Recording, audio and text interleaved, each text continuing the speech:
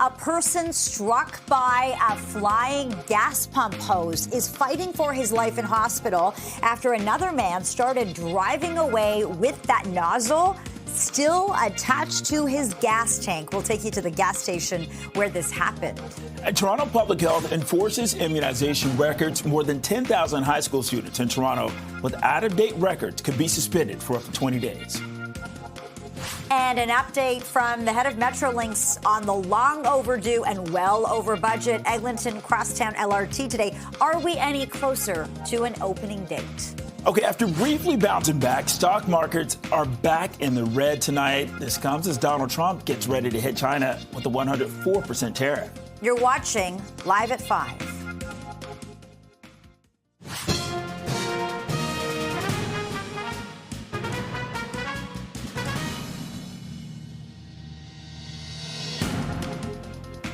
Good evening. I'm Bakari Savage. And I'm Lena Latafat. Thank you for joining us and welcome to Live at 5. Charges have been laid after a man was critically injured when he was struck by a gas pump nozzle in Etobicoke. Right now, let's go live to CP24's crime analyst, Steve Ryan, who's at the gas station for an update on the investigation into this incident. Okay, Steve, the police just provided an update.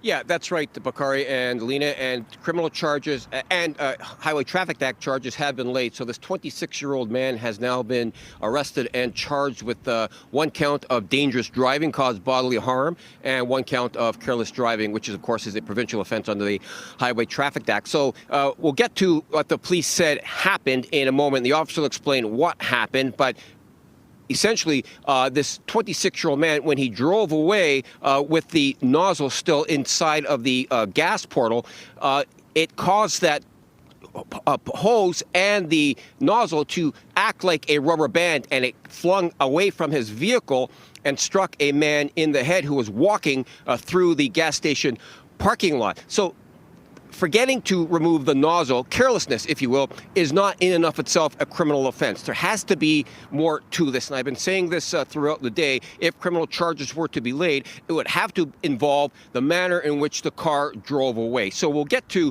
what I mean by that at the other end of this clip. But here is more from the Toronto Police we heard from earlier today with regards to this incident that happened yesterday afternoon at 5:30. Let's listen. We received reports of a man in his 60s exiting from a gas station kiosk.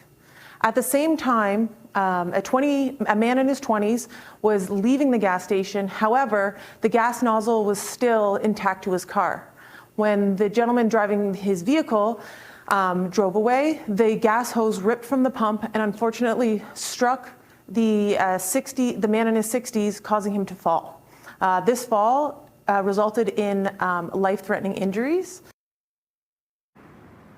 So this charge is not laid as a result of the nozzle being kept in the vehicle, the carelessness of that act. It's the driving itself. So it was the criminal act of the dangerous driving, which is reckless and a wanton disregard for the safety of others. It was the driving offense that caused the hose to disengage from the car, and that caused the injuries to this man who was still fighting for his life in a Toronto hospital. I'll send it back to you guys. What a bizarre and tragic story. Steve Ryan live in Etobicoke tonight. Steve, thanks so much for this.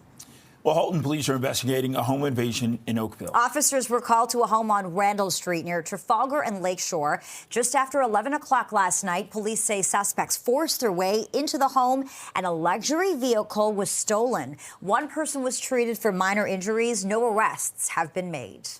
The province says that it has reached a new milestone in the construction of the west extension of the Eglinton Crosstown LRT, but we're still waiting for an opening date for the Crosstown. And that waiting game continues. Live to CP24's Melissa Duggan, who's on Eglinton Avenue tonight. Melissa. Yeah, we'll talk about that extension in just a sec. But first off, we just set up here and a woman just walked by saying, any idea when it is going to open yet? Of course, talking about the Crosstown Eglinton LRT, we're in front of a future station that will eventually not have fencing around it and will have transit riders going in and out. Exactly when that is going to happen, I cannot tell you a date because Metrolinx is not telling us a date.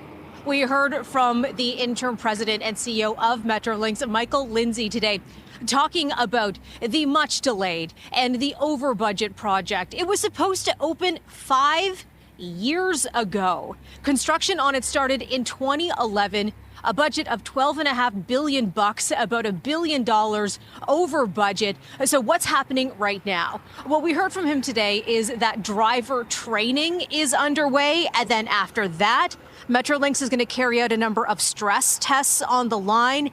And then eventually they're going to run something called the revenue service demonstration. That is when trains are going to be running, kind of pretending like how they would be running when there are passengers on board. So a full volume of trains, full schedule going.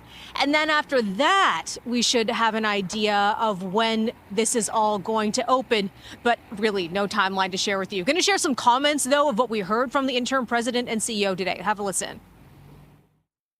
But what I can tell you is I see everybody doing the right things to prepare for this project to come into service this year. That's why you see the TTC getting ready to operate. That's why you see the kinds of things that are being done to finalize the public realm investments that go alongside stations. So I'm confident that we've got the right set of activities, that we're working on the right things, and that the partnership is a strong one.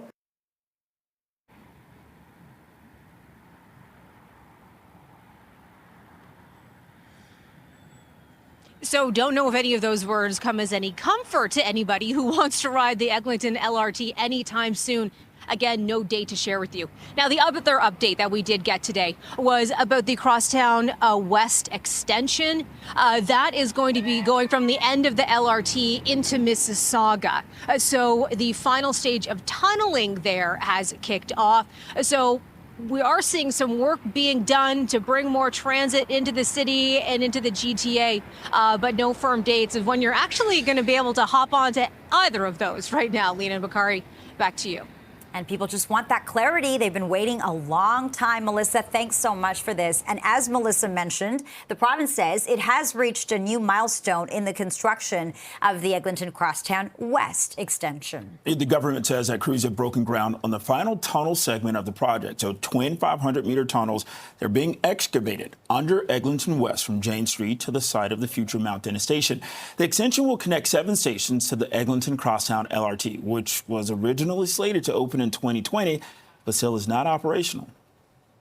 The West Extension will extend Eglinton Crosstown 9 kilometers further west, offering commuters a rapid transit line from Scarborough all the way to Mississauga. It will bring 37,000 more people within walking distance of public transit. People across Toronto need and want more frequent and reliable transit service. We need more options and more routes and more transit. So today, announcement is very special. The tunneling of the Eglinton West Tunnel to connect 37,000 more people to rapid transit is starting. That's exciting. Because once open, the Eglinton Crosstown will make it possible to cross the city 60% faster. The province says the new transit line will eventually connect riders to the Up Express, Go Transit, the TTC, and My Way. Well, the blast of winter weather, it may have played a role in a 6-vehicle crash on the Don Valley Parkway this morning. This was the snowy scene in the southbound lanes of the DVP at Eastern Avenue. Police say 6 vehicles were involved in this crash, and 1 person was sent to hospital with serious injuries. Mayor Olivia Chow was asked if salt trucks were delayed getting out this morning. As to exact reason why, there may or may not be salting happening. I asked that question of the city manager this morning at around 8 a.m. just to clarify what's happening. I'll see if I could find an answer for you later on. Southbound lanes of the DVP, they were closed for several hours because of that collision. And speaking of the roads, it's 5:09+1. It's time to check on that drive with our traffic specialist, Adjoa and Siayabwa. Hey, Adj. Hey, guys, you know, things are looking very slow out there on the major routes, but the good news I can give you, at least you're seeing sunshine for your drive, and then mixed in with a little bit of bad news where you will be running into a collision if you're on the 401 westbound. This is as you make your way through Kipling. It is the left lane and shoulder blocked out with this collision cleanup that is underway as you make your way through the area. It is rush hour, so bit of a delay from Leslie, but you know what? Things are definitely starting to ease up if you're on the westbound side. Eastbound still pretty busy across the top of the city, but no live lane issues to pass along. How to peak your drive on the Gardner if you're trying to make your way out of the downtown core. Make sure those shades are available. It's very jammed from Jarvis out towards the Dufferin stretch and then onto the QEW. Very busy from the 427 as you make your way Niagara bound into Mississauga, 427 to Mississauga Road. That is your heaviest stretch. On city streets, crews on scene of a collision blocking lanes on Islington and Steeles. I'll send it back to you both. This CP24 traffic report is brought to you by 407 ETR. Enjoy the journey with a stress-free commute. Right now it's 5:10, 1 above zero. This is Live at 5. Suspensions began today at more than 20 high schools in the city over missing vaccination records. And those suspensions are going to roll out at more schools across the city. We're going to hear from Toronto Public Health next. Well, close to 200 Toronto high school students were suspended today for having missing vaccination records. And more suspensions could be coming. Let's bring in CP24 Sija Liu for a closer look at this story. Sija, this is in the midst of a measles outbreak. Yeah, measles is one of those routine vaccinations that is required for students going to school, but these suspensions are only impacting grade 11 students. We got an update from Toronto Public Health today saying 173 students across 21 schools in the city were sent home for not being up to date on their routine vaccinations. Now, back at the start of the school year, 26% of grade 11 students hadn't received their required vaccinations. And the reason why grade 11 have such a lower vaccination rate is because they missed the opportunity for school-based vaccinations during grade 7 because of the COVID-19 pandemic. So all year, Toronto Public Health have been trying to play catch-up. Earlier in the year, they sent out letters to more than 10,000 students warning them to get up to date on their routine vaccinations or that they may be suspended starting on April 8th. So today, and that was the deadline where we saw 173 students being sent home, and more could be sent home if they don't provide a valid exemption or get up to date on their vaccination. Earlier today, we spoke with the Associate Medical Officer of Health here in Toronto, Dr. Benita Dubé. Here's what she had to say. In order to be caught up, you either get the vaccines and report them to Toronto Public Health, or you can also get an exemption. So no one is being forced to be vaccinated, but you do need to comply with the law. We are finding that some parents didn't get their students around to be vaccinated. Some didn't realize they needed to report them to public health. Others are opting not to be vaccinated, but they do still need to complete a valid exemption form. Now, legally, students need to be vaccinated against 9 diseases, including mumps and measles, which we are seeing an increase in rates of in the province recently. And these students could be facing up to a 20-day suspension if they don't provide that exemption or get those vaccinations shortly. Back to you. Okay, live in the newsroom, CP24, Sija Liu. Sija, thank you. And the city's Economic and Community Development Committee has voted unanimously to strengthen the city's dangerous dogs bylaw. Amendments to Chapter 349 of the Toronto Municipal Code include requiring signage be posted on the door of homes with a dangerous dog order, as well as the creation of an online registry for dangerous dogs. Councillor Paula Fletcher says she's making these requests after 2 residents of her ward, a woman and a young boy, were mauled by dogs in 2023. The matter is set to be considered by City Council at the end of the month. We had the maulings in 2023. We need to take stronger measures about identifying dangerous dogs because everybody knew they were there, but they weren't well signed. The city developed this great sign. That's a City of Toronto sign, not one you buy from the hardware store. And those are to go on every door where there's a dangerous dog. Our staff went out to check that everybody has them up. When they got to condos, some of the condos says, well, we're not allowed to put anything on our doors. So this new bylaw includes condominiums. So anybody who has a dangerous dog has to show it. And the committee also discussed a report recommending that drinking in parks be allowed in all wards. A staff report says that there was only a minimal increase in 311 requests for noise, garbage, or other issues at the 27 parks where alcohol was allowed between August and October of last year. The report says that over 80% of park visitors who responded to a survey were satisfied with their visit and felt safe, while the majority said that people drinking in parks were considerate. It's 5:16+1. This is Live at 5. Well, the White House has confirmed that the United States will impose 104% tariffs on China effective at midnight, and that's once again rattling the stock market.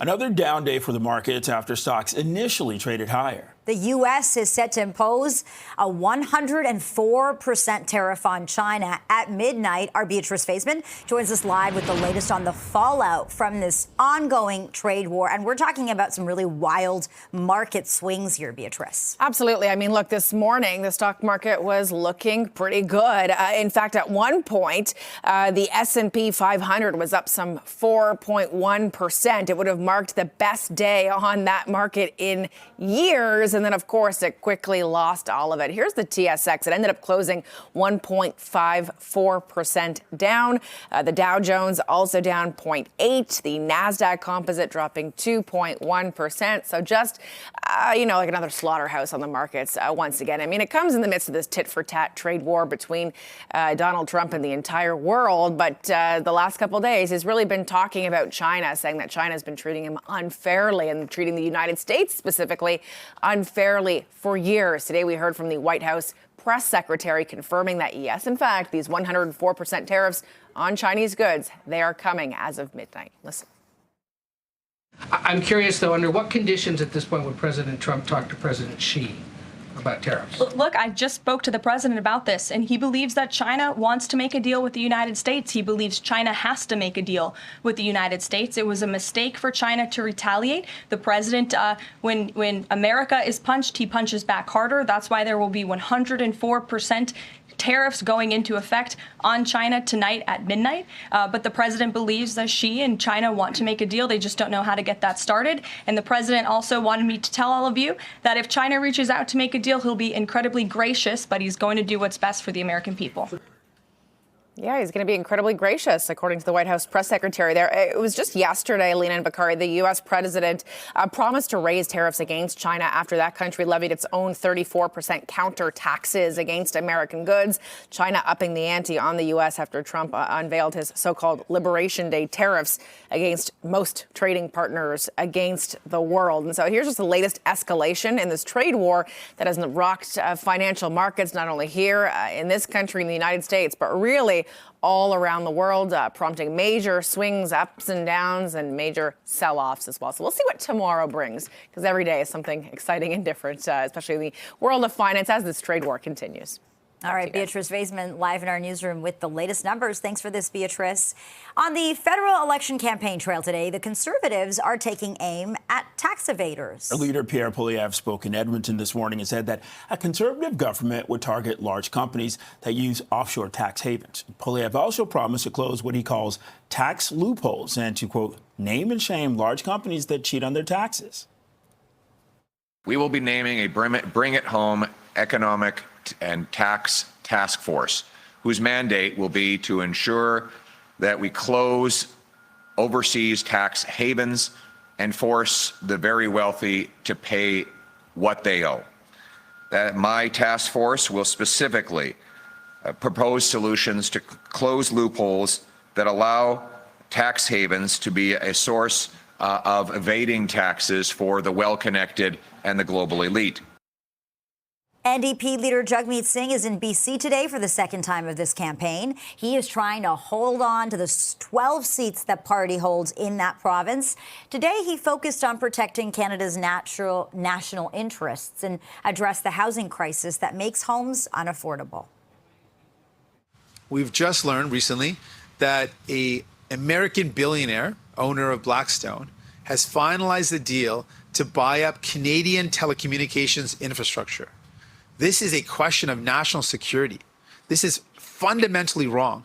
We have to defend our Canadian infrastructure, especially telecommunications. Keep it Canadian, keep it ours. We can't let a foreign billionaire, an American billionaire, particularly one who is a supporter and closely connected to Donald Trump, who is attacking our very sovereignty, we can't let him buy up our infrastructure.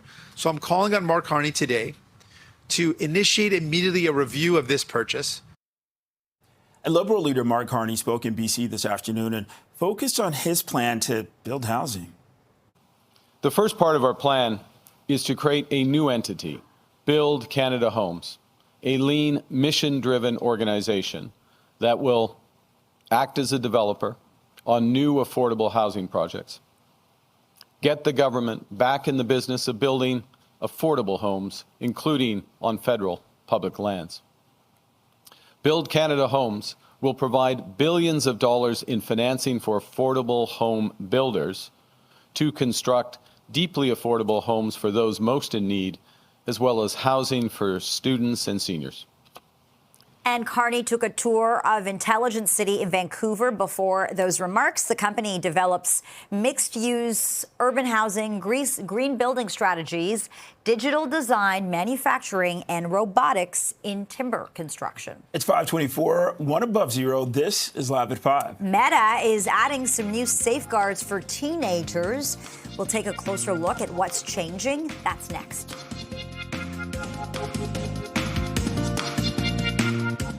Welcome back. Meta is adding some new safeguards for teenagers. Instagram users under 16 will not be able to live stream or unblur nudity and direct messages without parental approval. Meta also says that it is extending protections for users under 18 to Facebook and Messenger. That includes setting teen accounts to private by default, blocking private messages from strangers, limiting sensitive content like fight videos, reminders to get off the app after 60 minutes, and halted notifications during bedtime hours. To sports now, the Leafs will look to make it 5 straight wins as they visit the Florida Panthers tonight. Now Werenski has it knocked away. Leafs back in with Nick Robertson with a shot. He scores! Okay, the Leafs are coming off a 5-0 win against the Blue Jackets. This was Saturday. They also beat the Panthers in Toronto last Wednesday. And the Leafs are 6 points ahead of the Panthers in the Atlantic Division. Puck drop tonight is at 7. All right, 5:28 plus 1. This is Live at 5. And we're live along the Eglinton Crosstown tonight. We've got an update today on the status of the long-delayed LRT. We'll tell you what the head of Metrolink said. That's coming up next.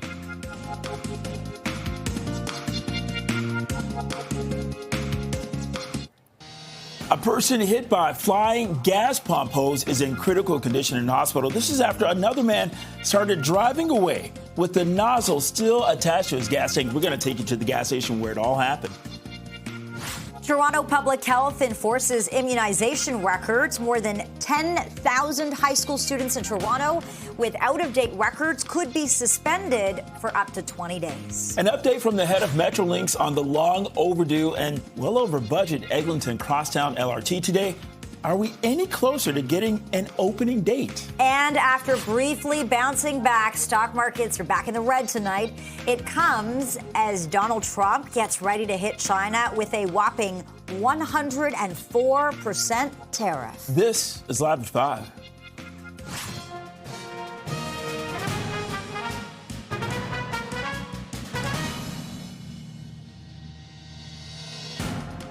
Good evening, and thank you for joining us. I'm Lena Ladafat. And I'm Bakari Savage. The province says that it's reached a new milestone in the construction of the west extension of the Eglinton Crosstown LRT, but we are still waiting for an opening date for the Crosstown. We're live now to CP24's Melissa Duggan, who's on Eglinton Avenue tonight. Everybody wants to know when the opening date is, Melissa.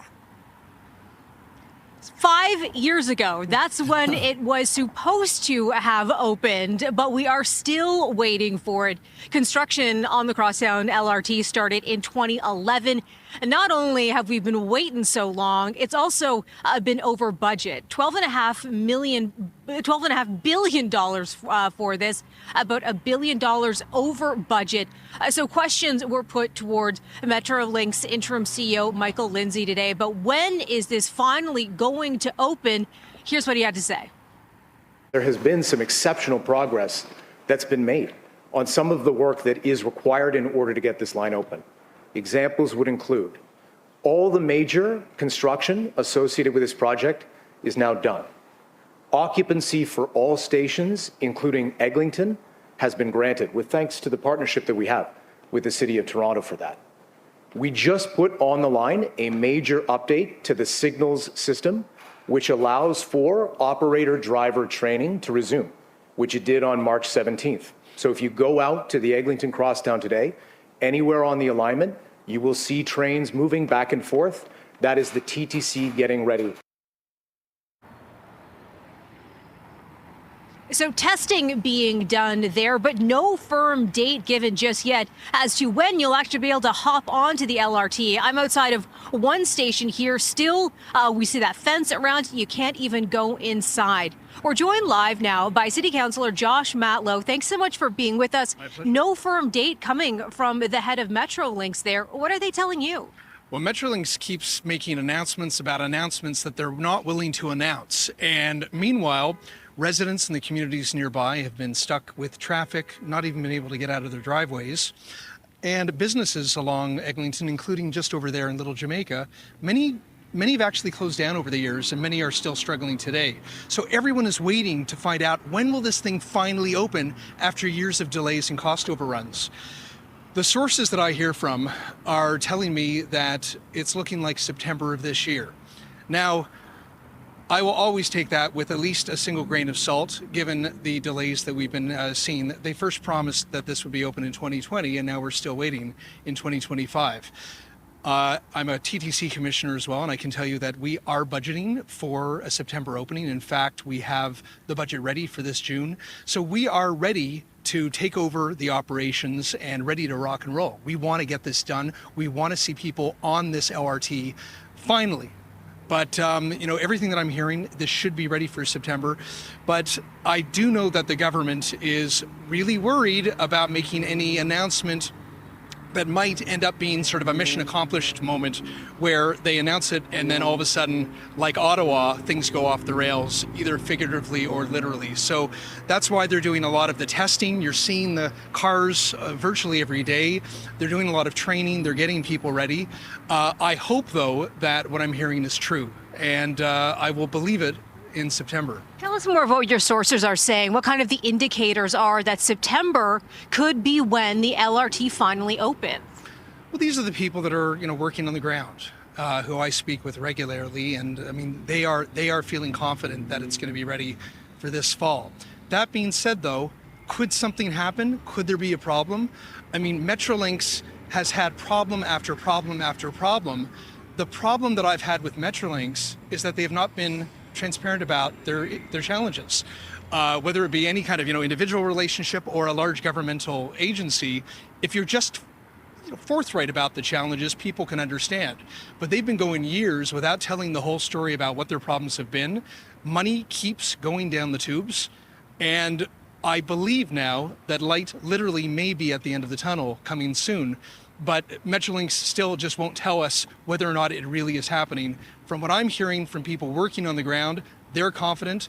But would I ever be crazy enough to announce that I absolutely know it's going to open in September, given their track record? Of course not, because they keep letting us down. From the former Metrolinx CEO and president, he was saying that he would be willing to give a 3-month notice. So giving us 3 months heads up of when this will be opening. Are you getting a sense that that may be happening again this time around with the new president and CEO? I don't get a sense of what they're doing. I don't know if they really know either, given that there's been evidence that the Minister of Transportation has suffocated Metrolinx's ability to even speak to the public about these basic things. In fact, the former CEO, Phil Verster, just asked the media when reporters like yourself and others asked him, can you just give us a sense of when this is going to open? He said, give us some space. We've given them many years of space. It's 5 years delayed. It's hundreds of millions of dollars cost overrun. Businesses have shut down. Communities have suffered. And I want them to be open and honest about the problems, not because well, not only because I want some natural justice for the people and businesses that have suffered all these years along Eglinton, but I also want to know and have confidence that they've figured out what to do better for communities in Scarborough, along the Ontario line and elsewhere, where they themselves are working on future projects. If we, as the residents of Ontario and Torontonians, are going to have confidence in this provincial government and Metrolinx to build transit, but not just build transit, do it well. Don't leave businesses and residents as collateral damage, and do it on time and on budget. They need to be honest about what the problems have been so that this never happens again. I actually think there should be a public inquiry at last about what's happened so that we can have confidence that the same mistakes won't happen again. But ultimately, what most people around here care about today is just to be able to get on the train. They want to be able to get around their city. They want relief from the overcrowding that exists today. We want to get all the buses off Eglinton as well that contribute to the congestion. And the less congestion we have on Eglinton means fewer drivers going through the neighborhoods.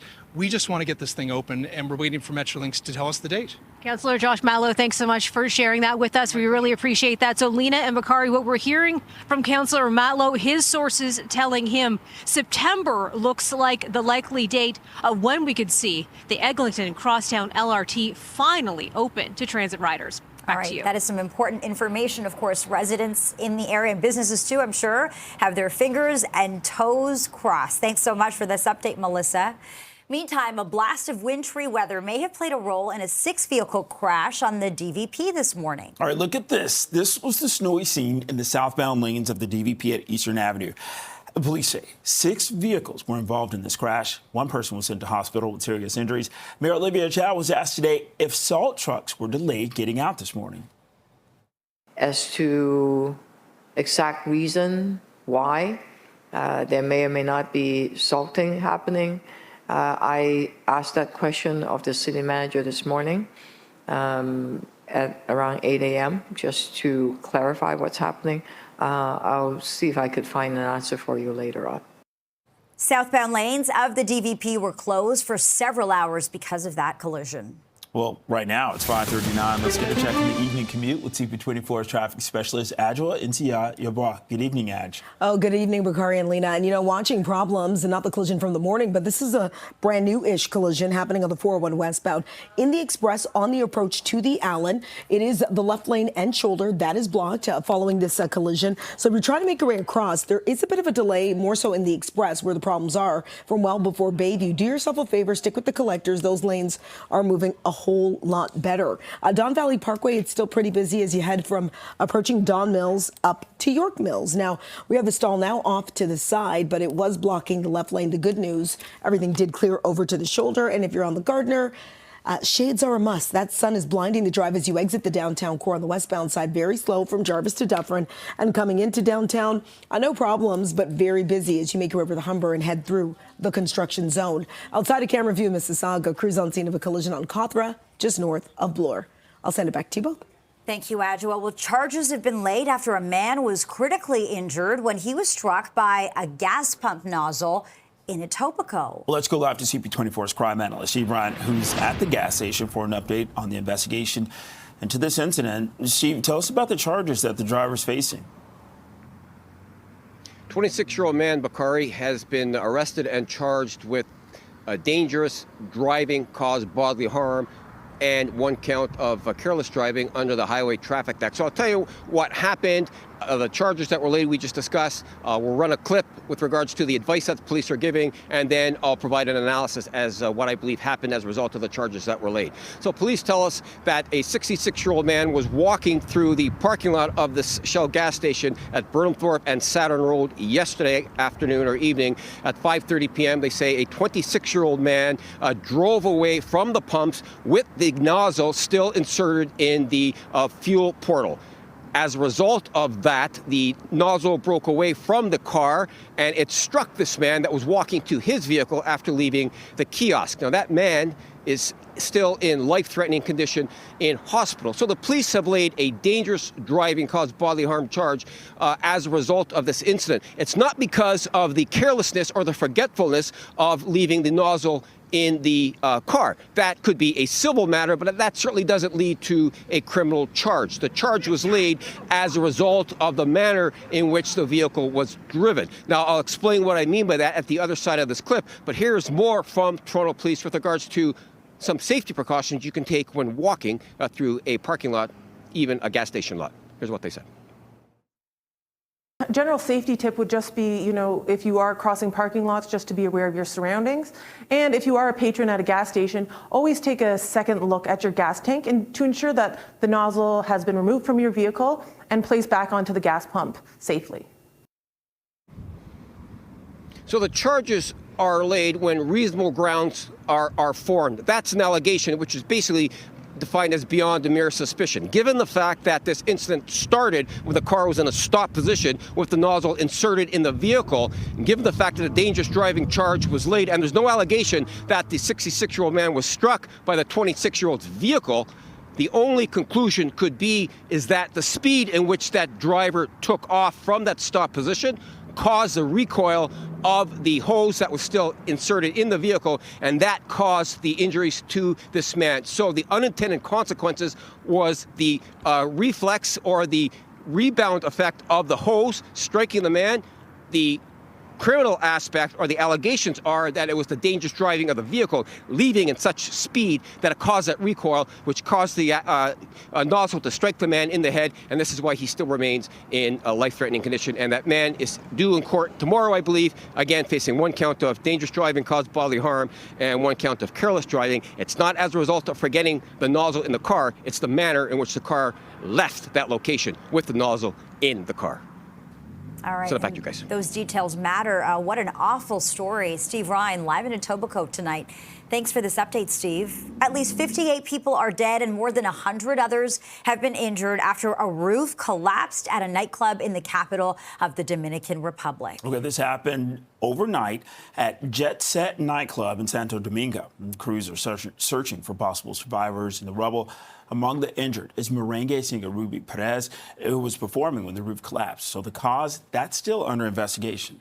And former Blue Jays pitcher Octavio Dotel is among those that were killed in this roof collapse. The Professional Baseball League of the Dominican Republic says Dotel died of his injuries in hospital after being pulled from the rubble. He played 36 games for the Blue Jays in 2011. It's 5:44, 1 above 0. This is Live at 5. Suspensions began today at more than 20 high schools in the city over missing vaccination records. And those suspensions are going to roll out at more schools across Toronto. We'll tell you more coming up.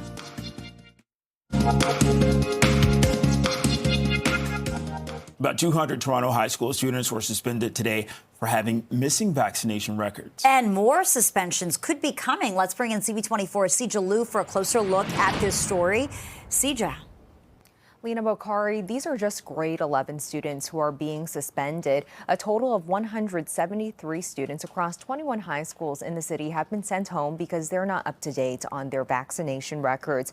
The reason why grade 11s have a lower vaccination rate is because they missed the opportunity for school-based vaccine clinics while they were in grade 7 because of the COVID pandemic. And that's why at the start of the school year, only 26% of grade 11 students had received their required vaccinations. So Toronto Public Health, they've been trying to play catch up.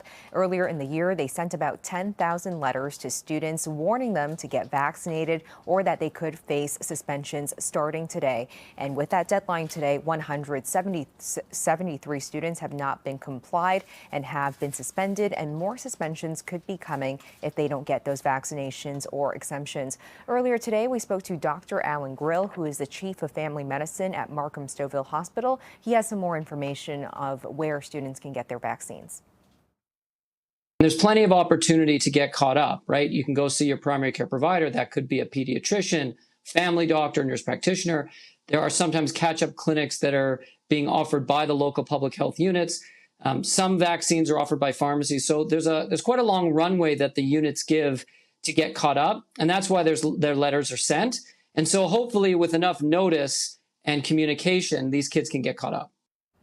And legally, students in the province have to be vaccinated against 9 diseases like polio and measles, and they could face a suspension up to 20 days if they don't get those required vaccinations or provide a valid exemption. Back to you. All right, Sija Liu, live in our newsroom tonight. Thanks so much, Sija. It's 5:48 plus 1. You're watching Live at 5. Well, the White House has confirmed that the U.S. will impose 104% tariffs on China effective at midnight. That's once again rattling the stock market.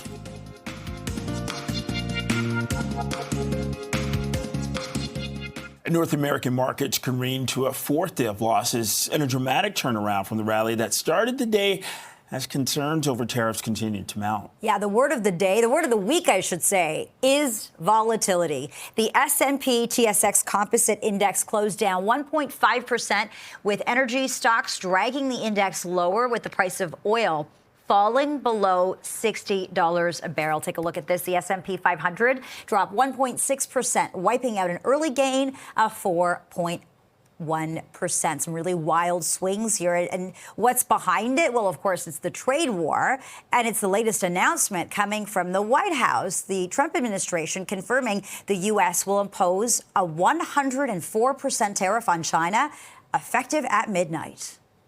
I'm curious, though, under what conditions at this point would President Trump talk to President Xi about tariffs? Look, I just spoke to the president about this, and he believes that China wants to make a deal with the United States. He believes China has to make a deal with the United States. It was a mistake for China to retaliate. The president, when America is punched, he punches back harder. That's why there will be 104% tariffs going into effect on China tonight at midnight. But the president believes that Xi and China want to make a deal. They just don't know how to get that started. And the president also wanted me to tell all of you that if China reaches out to make a deal, he'll be incredibly gracious, but he's going to do what's best for the American people.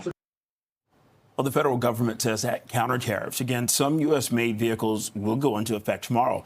Ottawa will impose a 25% duty on vehicles imported from America that are not compliant with the Canada-U.S.-Mexico trade agreement. It will also place a 25% tariff on non-Canadian and non-Mexican content and CUSMA-compliant vehicles imported from the U.S.